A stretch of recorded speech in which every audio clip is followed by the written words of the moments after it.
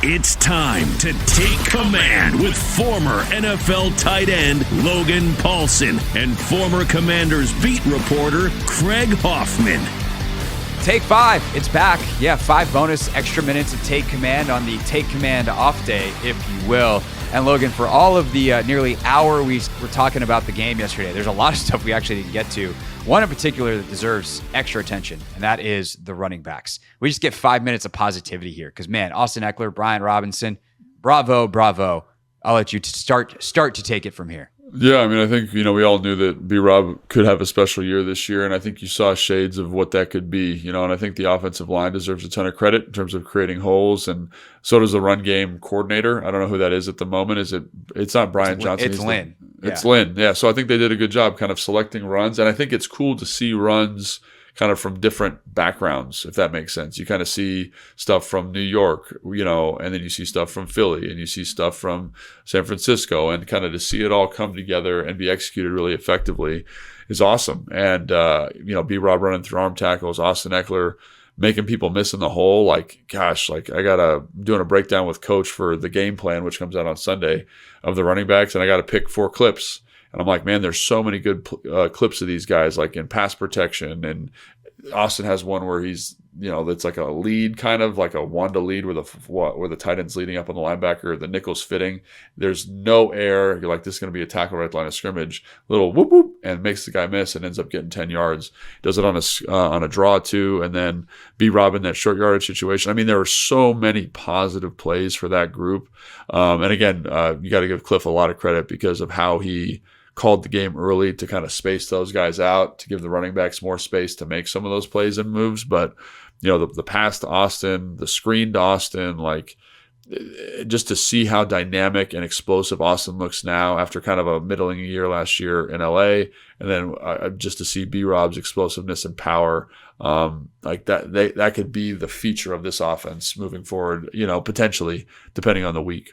Yeah, I also think the way that Cliff uses those guys is so great. There's one play, it winds up being a missed throw from Jaden, but he tries to hit B-Rob on the out, but they're in 12 personnel there, and the 2 tight ends are Bates and Sinnott. And if I tell you Brian Robinson, John Bates, and Ben Sinnott in the game, how are they going to line up? You wouldn't go, yeah, Jaden will be in the gun and it's empty.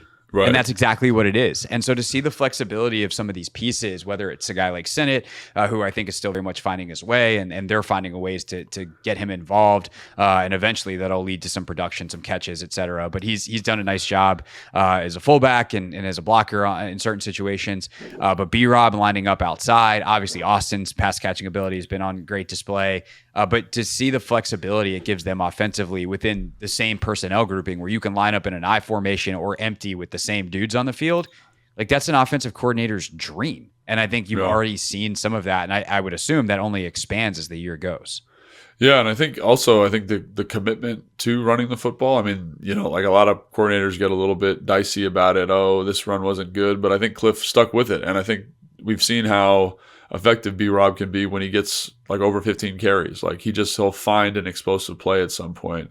And I just got to reiterate this point. The scheme, I thought, really supported, a good rushing attack. And, we talk about Jaden a lot, but it's important to recognize Jaden's ability to keep drives going and allow you to run the football more.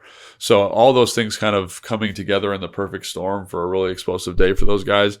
And the scheme on those screens and and then when they're called up, and it was really cool to watch. And just I'm excited to see that group grow. And you mentioned the tight ends too, the flexibility they have in and out of personnel, like you already talked about, is going to be cool, because I think as Jaden gets more comfortable, you're going to throw the ball more out of some of those personnel groupings and find some of those matchups that we were talking about. Yeah, and by the way, when you want to go hurry up in tempo, to not lose formational flexibility is great with the personnel. The other thing real quick about Jaden and flexibility, see how I brought it all together here, Logan. Brought it all together. That pistol draw play that they ran, that was an explosive run. Sick. Dude, I don't think I could turn my body to hand the ball off like Jaden did on that. Did you watch Jaden on that? He turns all the way around 180 degrees and is his feet are facing forward kind of a little bit to the right. And he turns all the way around and hands the ball to his left. It's good design. Good play design for sure. And you see how it affects the linebackers, because he opens away from the back. They don't think it's a draw. They get a ton of depth.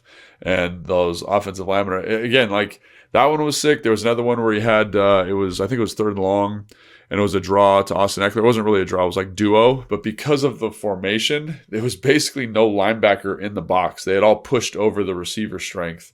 And so Austin is able to run the football. The guy has to rally to it from kind of outside the screen when you're looking at it from the end zone angle. And Austin Ekeler has shown an ability to make that guy miss. It ends up being a 15-yard gain. So there was a ton of stuff like that. You're just like, man, that's pretty slick, man. Really well designed, really well thought out. And, it's cool to see to see it. I mean, I can't remember. It's been a couple of years since we've seen an efficient run game like that. Like we've seen run games, like obviously kind of just knock your teeth in, pound it out. But to see running backs get into space that way and find explosive runs was awesome.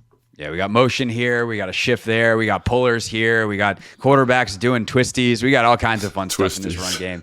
But that's, hey, we just watch it continue to evolve as the season goes. Kudos Ekeler, kudos B-Rob, kudos Cliff and Anthony Lynn and everybody else who led to a monster day on the ground on Sunday for Washington. All right, we'll be back tomorrow with our Bengals preview. Make sure you're subscribed to Take Command.